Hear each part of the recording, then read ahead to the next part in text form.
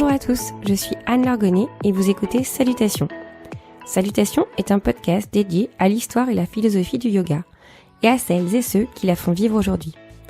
Au cours des épisodes qui vont suivre, je vais rencontrer des chercheurs, des écrivains, des professeurs et des entrepreneurs qui nous parleront des origines du yoga, des textes qui fondent sa philosophie et la façon dont on peut essayer de la faire vivre aujourd'hui, à travers l'enseignement, la pratique ou la création d'entreprises.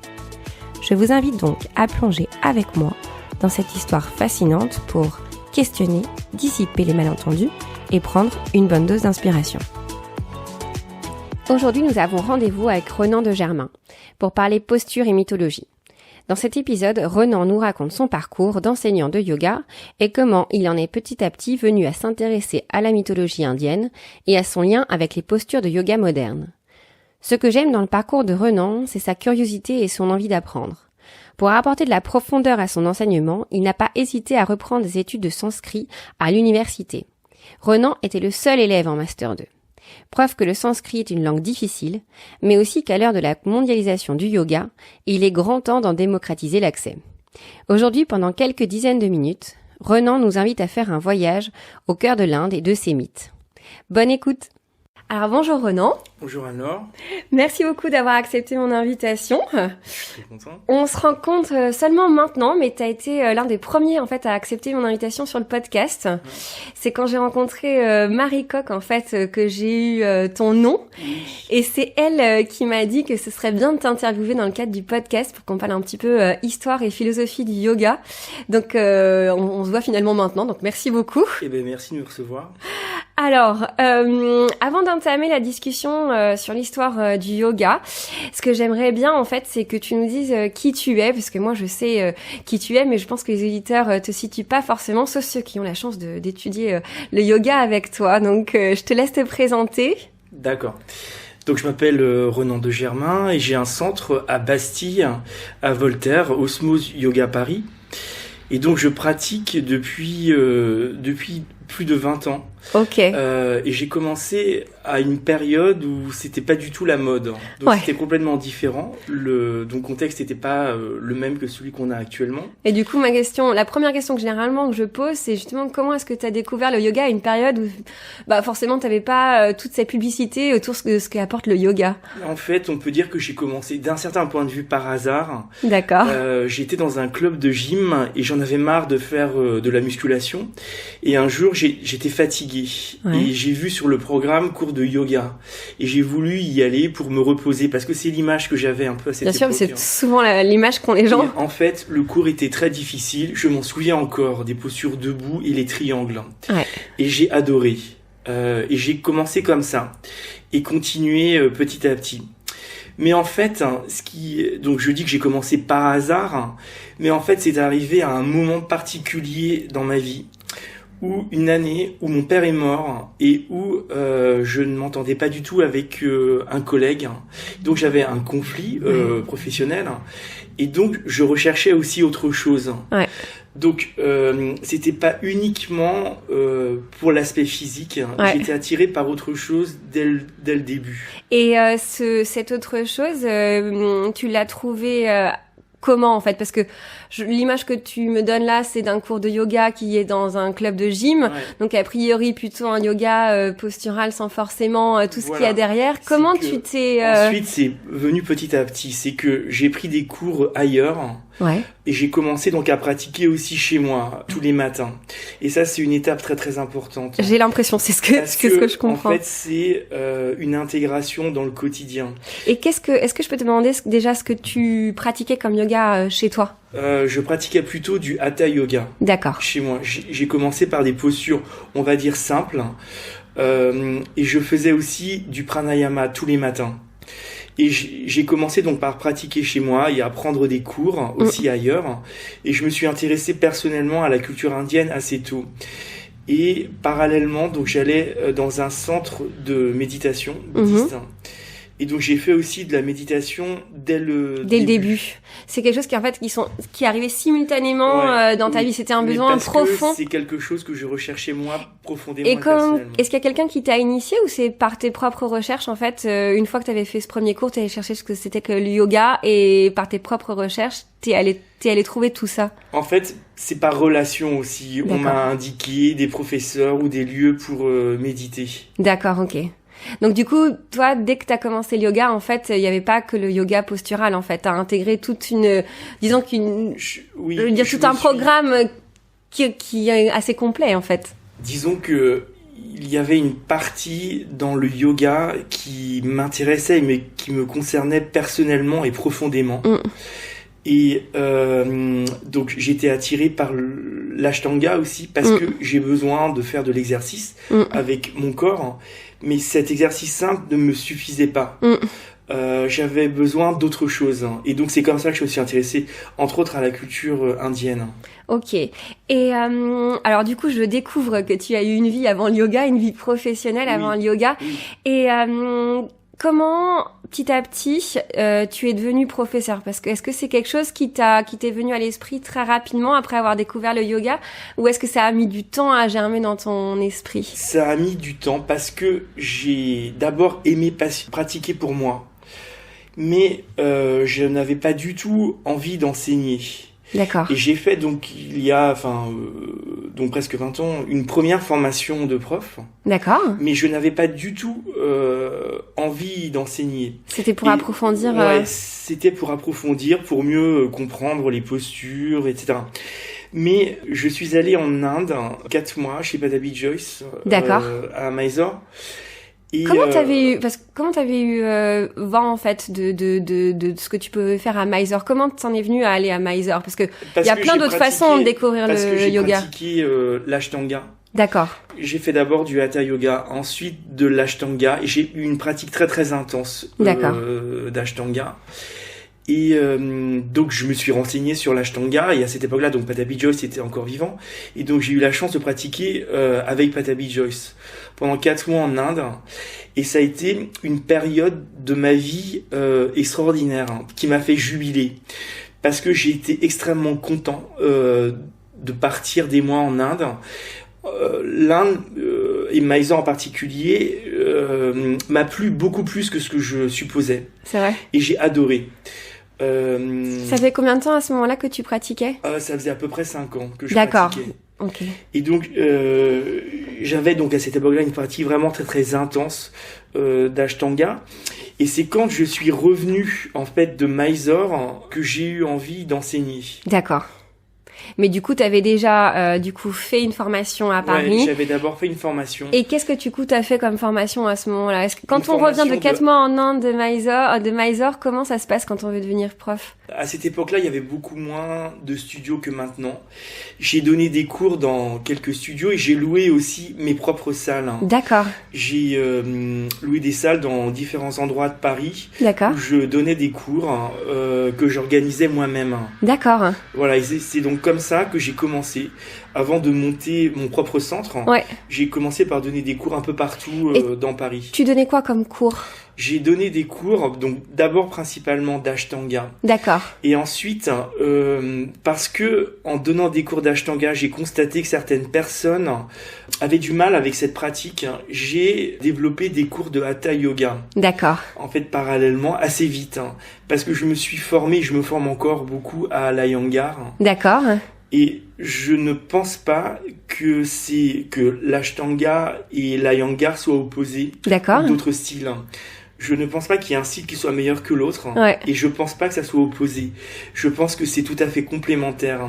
Et donc, j'ai voulu, dans mon enseignement, en fait, trouver des moyens pour justement proposer un style qui convienne à chacun. D'accord. Et c'est comme ça que j'ai commencé à donner des cours de hatha yoga que je pratiquais moi aussi. D'accord. Et de vinyasa. D'accord. C'est principalement dans un but pédagogique.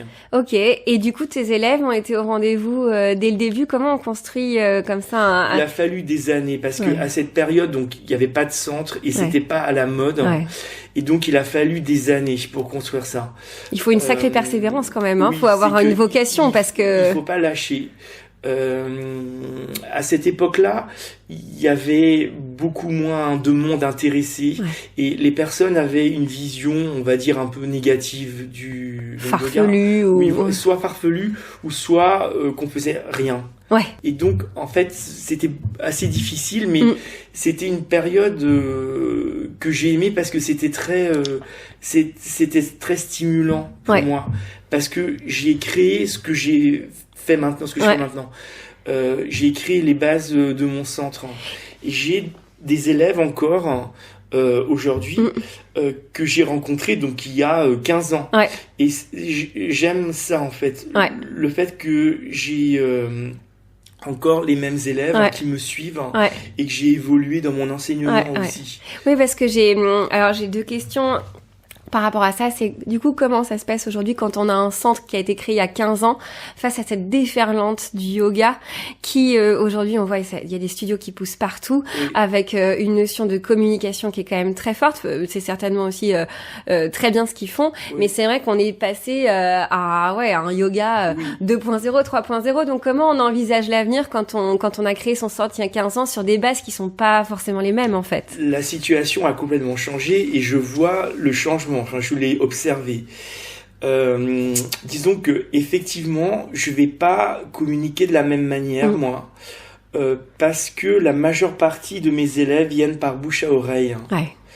Et je pense que ça constitue vraiment une base solide. Ouais, c'est sûr. Et c'est aussi ce que je recherche en fait.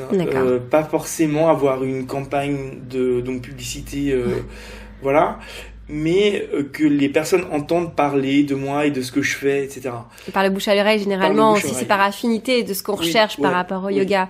Et ça fonctionne toujours bien. Je veux développer ça et je veux que les choses se passent comme ça. Ouais, je comprends. Et pour l'instant, ça se passe comme ça. Ça fonctionne correctement. Ouais. Et tu disais justement que du coup, t'as eu des élèves que tu as suivis depuis 15 ans et que toi tu avais évolué. Je sais que du coup moi je te suis sur Instagram et je vois que tu fais beaucoup de formations. Oui. Qu'est-ce que tu en fait recherches de différent d'il y a 15 ans en fait? Qu'est-ce qu'aujourd'hui tu vas chercher dans tes formations? Alors de mes formations. Pour toi. Quand je me forme moi. Ouais. Alors en fait donc ça vient d'un intérêt personnel. C'est que je m'intéresse donc bien sûr à l'aspect physique des postures, mais je m'intéresse aussi à l'histoire du yoga, à la symbolique des postures, à l'énergie qui est véhiculée par les postures. Et on peut dire aussi de manière plus globale à la culture indienne. Donc j'étudie le sanskrit à Paris 3, j'ai un master de sanskrit. Et je veux aussi développer ça. Je veux enseigner à mes élèves que les postures ne sont pas que des acrobaties, mais qu'il y a toute une histoire derrière. Et je veux aussi les intéresser à une autre culture, à une autre façon de penser. Je pense que la philosophie indienne nous intéresse beaucoup dans la société actuelle.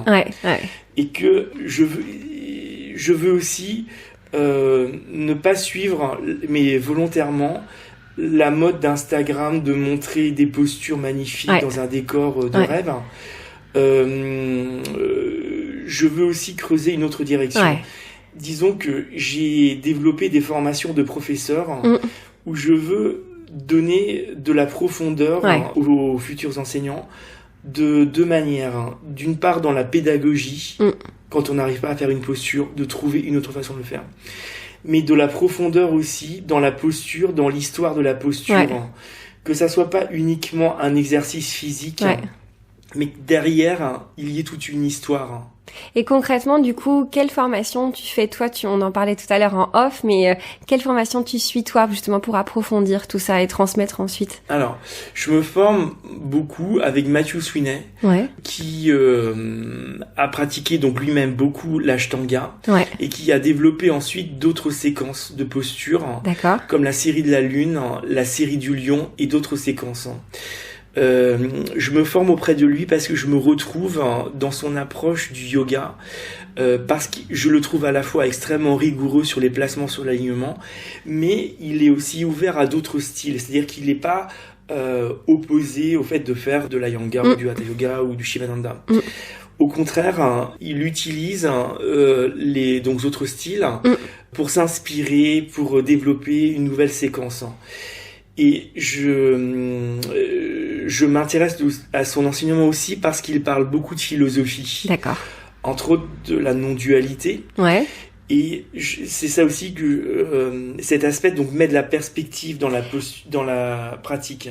Alors quand on s'est appelé, et c'est là que ça va faire le lien avec ce que tu enseignes, je t'avais demandé ce sur quoi t'aimerais parler et aussi ce qu'on te posait comme question sur la philosophie du yoga et sur l'histoire. Et tu m'avais dit que tes élèves étaient de plus en plus intéressés par l'histoire qu'il y avait derrière les postures, tout ce que tu viens de dire. Et donc ce que je voulais te proposer, et sur ce qu'on a convenu ensemble, c'était d'aborder 3 postures, justement pour faire comprendre à ceux qui nous écoutent tout ce qu'il y a de profond en fait derrière les postures qui paraissent parfois un peu bénignes, quoi, voilà, standard. Et donc celle qu'on a choisie tous les deux. Donc la première, c'est une des stars d'Instagram, c'est Nata Rajasana, donc la posture du seigneur de la danse. C'est bien ça ? Oui. Donc c'est vrai que bien réalisée, elle est magnifique, mais quand on regarde un petit peu plus loin, elle regorge de sens. Donc ce que j'aimerais, c'est que tu nous racontes un peu l'histoire qu'il y a derrière cette posture. D'accord. Donc Nataraja, donc c'est un mot sanskrit qui veut dire le seigneur ou le roi de la danse. En fait, c'est Shiva. Qui a une manifestation sous cette forme du seigneur de la danse. Alors cette manifestation de donc Shiva apparaît dans la danse indienne et dans l'art, donc il est représenté dans un cercle de feu. D'accord. Il a 2 jambes et 4 bras. Ouais. Et dans le donc yoga, la posture est différente. C'est pas la même que dans la danse indienne. Et cette posture, donc, en fait, est difficile à exécuter parce que c'est une posture d'équilibre sur une jambe. Et parce que c'est une posture arrière. C'est une posture qui fait travailler beaucoup le dos. Et donc, symboliquement, les postures qui font travailler le dos sont des postures d'ouverture à l'émotionnel. Et donc, symboliquement, c'est une posture où on cherche un équilibre émotionnel. Donc ça parle beaucoup aux gens. Posture de Nataraja, donc c'est une posture qui ne peut pas être faite du jour au lendemain. Oui, je confirme. Parce qu'elle est difficile. Ouais. Donc le chemin pour y arriver est long et difficile. Et ça fait partie de la posture. Et c'est aussi l'enseignement des postures et du donc yoga, c'est que on doit apprendre la patience et ne pas se précipiter à faire n'importe quoi. Ça veut dire que pour travailler cette posture, il va falloir isolément travailler, étirer et tonifier certaines parties du corps pour, au bout de ce chemin, réussir à faire la posture. Alors cette posture a beaucoup de variantes aussi. Ouais. Donc en fait, on peut l'approcher de plusieurs manières. Et cette posture donc est la posture du roi de la danse. Pour un Indien, Nataraja, ça évoque une forme d'éclat, une beauté. Ouais. Et donc c'est faire la posture de ce dieu Shiva qui est magnifique et qui brille. Et c'est donc se mettre dans la posture, mais aussi dans l'énergie de donc Shiva. Et c'est important donc de voir ça, c'est que c'est pas uniquement mettre la main sur le pied, c'est prendre la posture de ce dieu qui a beaucoup de sens pour les Indiens. Et alors moi est-ce que tu pourrais peut-être remettre dans son contexte que représente aussi Shiva pour les yogis? Parce que Shiva, c'est quand même un des dieux dans la mythologie indienne qui est très représenté pour les yogis. Oui. Et ça, j'aimerais, si tu veux bien, un tout petit peu creuser pour... Shiva, donc, a plusieurs manifestations. C'est-à-dire qu'il apparaît de plusieurs manières. Et il a une manifestation, effectivement, dans laquelle il est assis en lotus, avec un chignon. Et là, il représente le Maha-yogi, le grand yogi. D'accord. Et dans beaucoup de textes, il est cité comme étant le yogi suprême. D'accord. C'est-à-dire qu'il réunit toutes les qualités que le yogi doit rechercher. Il est à la fois fort, en même temps, il est très calme et concentré et déterminé. Ok. Et c'est donc yogi suprême. Et justement dans cette posture, on a aussi ce sentiment d'éclat qui pose un petit peu question. Où est l'humilité dans cette posture qui est quand même très faite de prestance voilà, est-ce que ça peut être en contradiction ou est-ce que le yogi aussi se doit d'être dans cette force? Ça peut l'être. Je pense qu'une posture bien faite par n'importe qui rayonne et brille d'une énergie. L'énergie dans le corps circule bien, elle brille, la posture. Mais ça, c'est pas, c'est pas du tout de la fierté, ça. C'est juste une manifestation d'une énergie. Et il n'y a pas de problème avec ça. Quelque chose qui m'intéresse aussi par rapport aux postures, c'est que là, du coup, on va chercher toute l'histoire qui va derrière. Mais est-ce qu'on sait, en fait, quand cette posture a été codifiée, à quel moment, en fait, elle a commencé à faire partie de quelque chose qui a été pratiqué régulièrement, en fait, dans les séquences. Alors, en fait, c'est extrêmement dur de le savoir. Ce qu'on sait, c'est que les textes anciens, par exemple, le Hatha Yoga Pradipika ne mentionne que des postures assises. Ouais. Et le Hatha Yoga Pradipika, c'est déjà 17e. Voilà, oui, c'est une tradition qui date, on dit, du Moyen-Âge indien. Mais avant, on n'a pas beaucoup de témoignages de postures. Donc en fait, toutes ces postures apparaissent apparemment récemment dans le yoga, c'est-à-dire vers le 19e siècle. D'accord. Et peut-être un peu avant. D'accord, ok. Ouais. Et on sait pas quel professeur, quel gourou, en fait, a initié ce type de pratique. Disons que c'est extrêmement difficile de le savoir et de le dire et de l'affirmer. Parce que dans le yoga, il y a une tradition orale de maître à disciple. Ouais. Et donc, du coup, il n'y a pas de traces écrites qui sont la preuve écrite que telle ou telle personne... Mais en tout cas, une posture n'est pas la propriété de quelqu'un en particulier. Et cette posture, elle fait partie... est-ce qu'elle fait partie aussi de l'Ashtanga? Parce que je connais moins bien...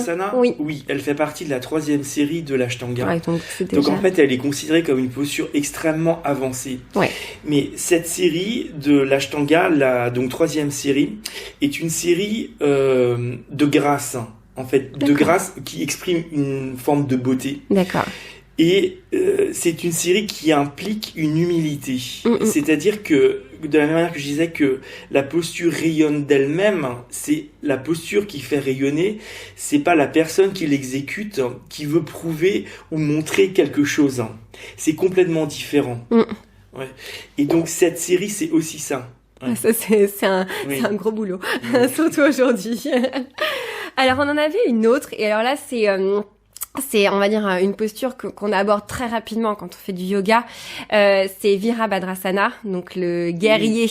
Et j'avais envie qu'on questionne un petit peu cette posture parce que d'emblée, quand j'ai commencé le yoga et qu'on m'a fait faire des postures de guerrier, m'a interpellée.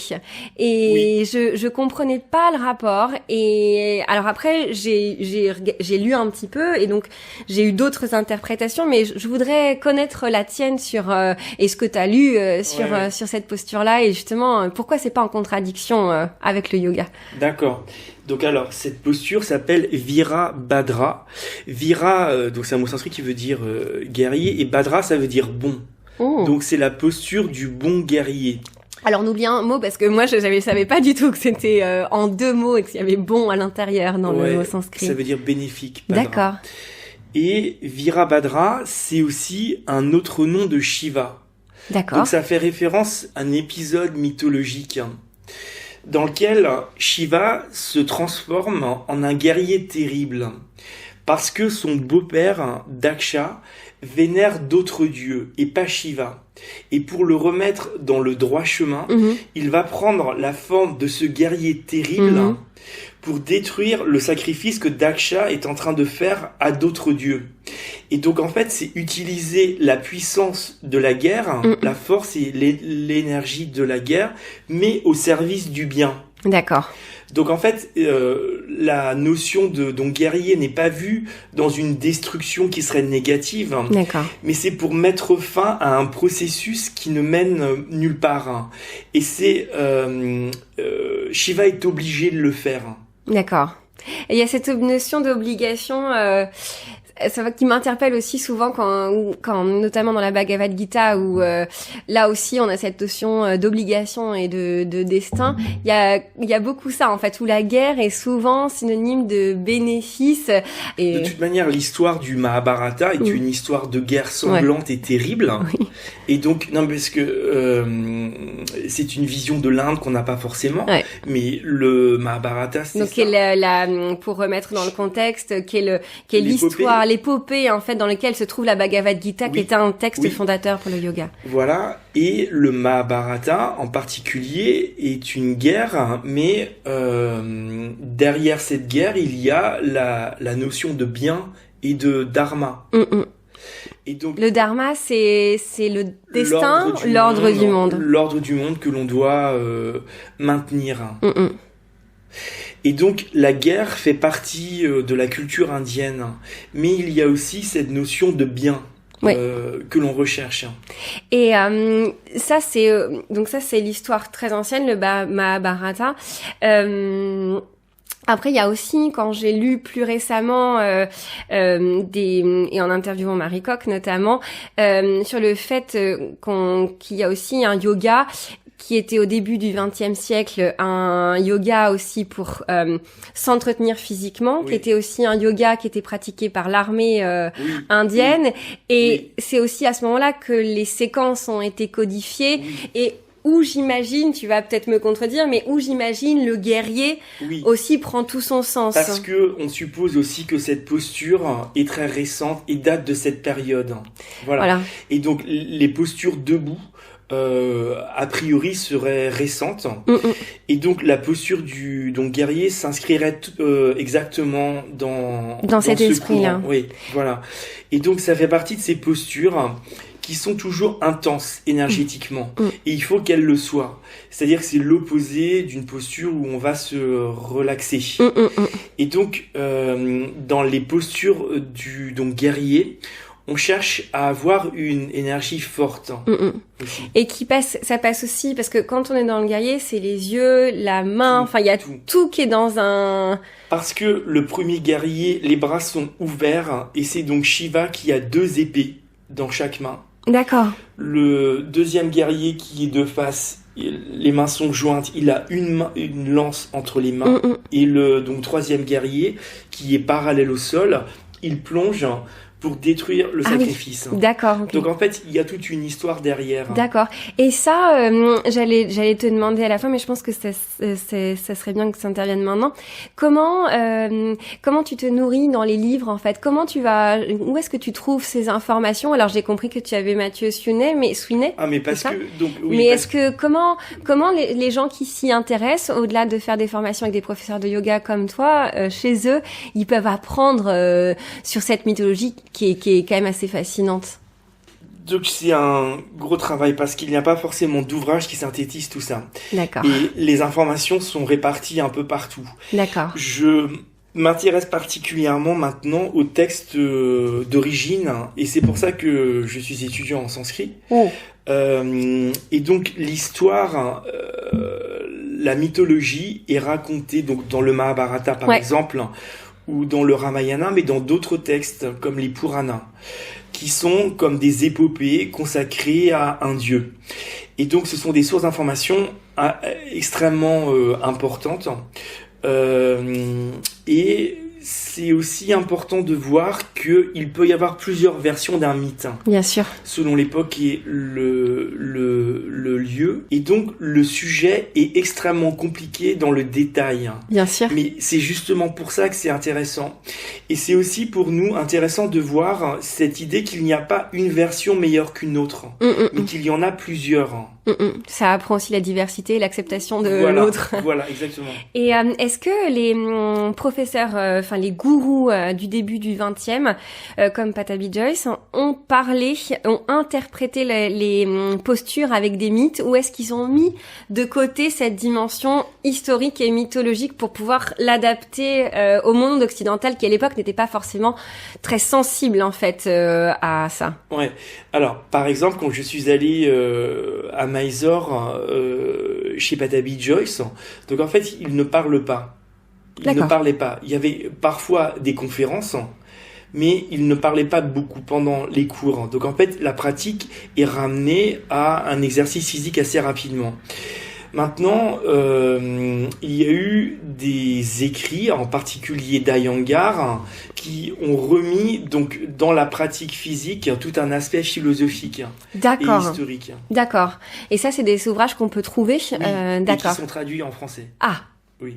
Je crois savoir, je mettrai dans les commentaires sur Instagram, je crois savoir la maison d'édition. Il y a une maison d'édition qui se fait la traductrice de Iyengar et ils ont tous ces livres. Oui. Bon, très bien. Et il y a une dernière posture, mais je la connais pas. C'est toi qui vas me faire la surprise dont tu voulais me parler. Donc c'est une posture que j'aime beaucoup, c'est Hanumanasana. Ouais. Donc Hanumanasana, c'est la posture de l'écart. D'accord. Donc qui est extrêmement donc difficile. Ouais. Hanuman. C'est un nom, c'est un personnage, donc un dieu qui a une tête de singe. D'accord. Et qui a un rôle extrêmement important dans le Ramayana, parce que c'est grâce à lui que l'action va se dénouer. D'accord. Et donc Hanuman apparaît dans l'épopée donc Ramayana.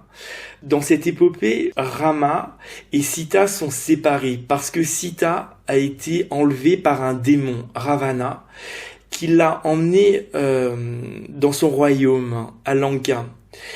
Et c'est Hanuman qui vole plus vite que l'aigle, Garuda, qui va pouvoir aller voir extrêmement rapidement si Sita est bien à Lanka. D'accord. Ensuite, donc, quand il a trouvé Sita, il revient à informer Rama, qui va construire un pont de l'Inde jusqu'au Sri Lanka et aller donc délivrer Sita avec une armée de singes et d'ours. D'accord. Et à un moment, sur le champ de bataille, le frère de Rama, Lakshmana, est blessé par une flèche mortelle. Il y a une herbe qui peut le sauver. Le seul qui peut aller chercher cette herbe rapidement, c'est Hanuman. Et Hanuman vole, va chercher l'herbe et en fait rapporte toute la montagne et donne cette montagne avec l'herbe à Lakshmana qui du coup va guérir. Et donc ce sont les sauts que Hanuman fait, dans lesquels il vole, qui donnent naissance au nom de la posture du grand écart, Hanumanasana. En fait, c'est comme s'il volait en grand écart. Et donc, cette posture a toute une histoire. Pour un Indien, est très connotée. Ouais. Donc, faire la posture de Hanuman, c'est une sorte d'acte dans lequel on va reprendre les qualités d'Hanuman. Donc, Hanuman est très déterminé. Quand on lui demande quelque chose, il le fait. Ouais.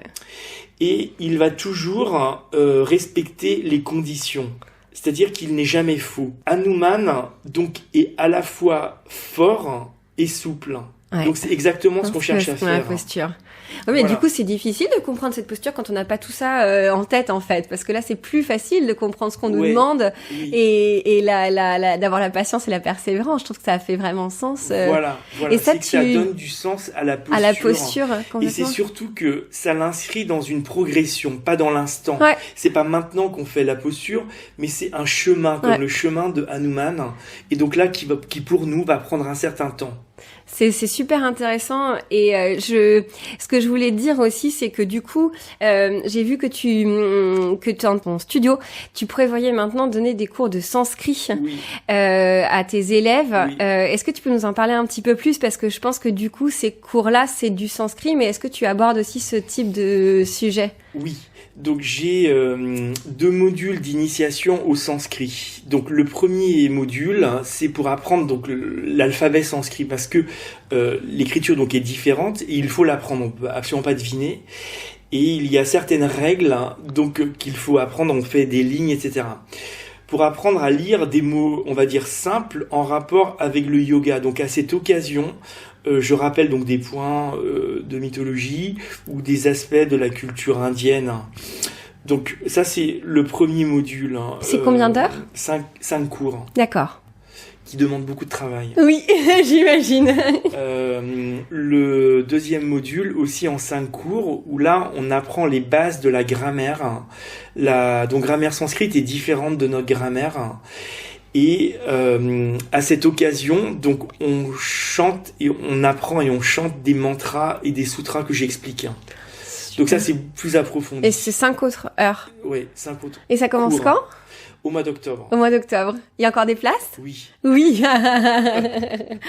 C'est super. Bon, je pense que... Est-ce que tu voulais ajouter quelque chose par rapport aux postures ? Non, je pense que j'ai dit le principal. Bon, je pense que toi, ça a donné envie. Enfin, en tout cas, moi, ça m'a donné envie. Et j'imagine nos auditeurs aussi d'aller chercher tout ça. Et puis, c'est super innovant aussi de faire ces modules de sanskrit. On le voit très peu. Alors, je connais d'autres studios qui essayent aussi de proposer, d'ailleurs, un tout jeune studio avec une jeune femme qui a créé son studio il y a 5 ans dans le 19e qui s'appelle Myrtz et qui est un studio où elle va proposer à la rentrée des choses qui vont au-delà en fait des postures, mais voilà, je trouve ça super intéressant et j'espère que ça va pousser tout le monde à aller voir un petit peu ce qu'il y a derrière parce que c'est quand même fabuleux. Moi aussi. Merci beaucoup Renan. Merci d'avoir écouté cet épisode. Salutations est un projet que je construis en plus de mon job.